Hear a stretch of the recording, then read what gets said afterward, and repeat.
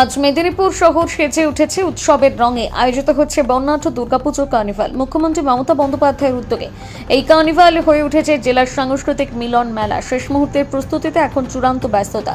মঞ্চ তৈরির কাজ থেকে আলোকসজ্জা, সাউন্ড সিস্টেম থেকে নিরাপত্তা সবকিছুই চলছে দ্রুত গতিতে। সকাল থেকে জেলা প্রশাসনের আধিকারিকরাও মেদিনীপুর পৌরসভার পৌরপ্রধান সৌমেন খান ও তথ্য দপ্তরের আধিকারিক বরুণ মণ্ডল নিজে উপস্থিত থেকে প্রতিটি কাজ তদারকি করছেন, যাতে নির্দিষ্ট সময়ের মধ্যে প্রস্তুতি সম্পন্ন হয়। তবে এই আনন্দের মাঝে বাধা হয়ে দাঁড়িয়েছে বৃষ্টি।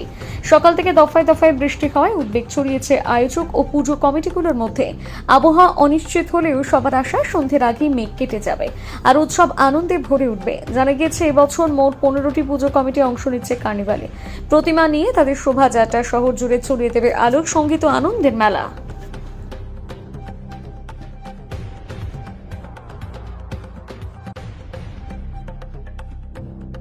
চলছে শেষ মুহূর্তের পরিস্থিতি, আবহাওয়ার পরিস্থিতি প্রতিকূল, কতটা আপনারা আশা করছেন যে? আমাদের বিশ্বাস আস্থা আছে মায়ের প্রতি।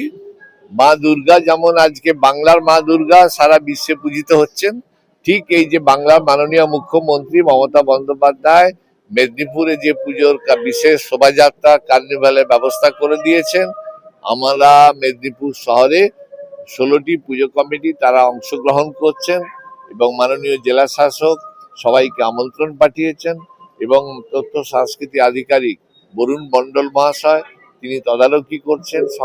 গতকাল থেকে আমাদের মেদিনীপুর শহরের সমস্ত ঘাটগুলোতে পুকুরে কোনো নিরঞ্জন হয়নি।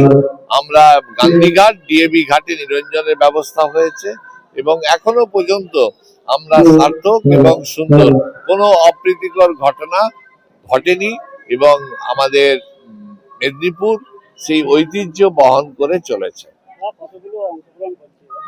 এবারে 16টা পুজো অংশগ্রহণ করছে এখন এই বিশেষ কার্নিভালে।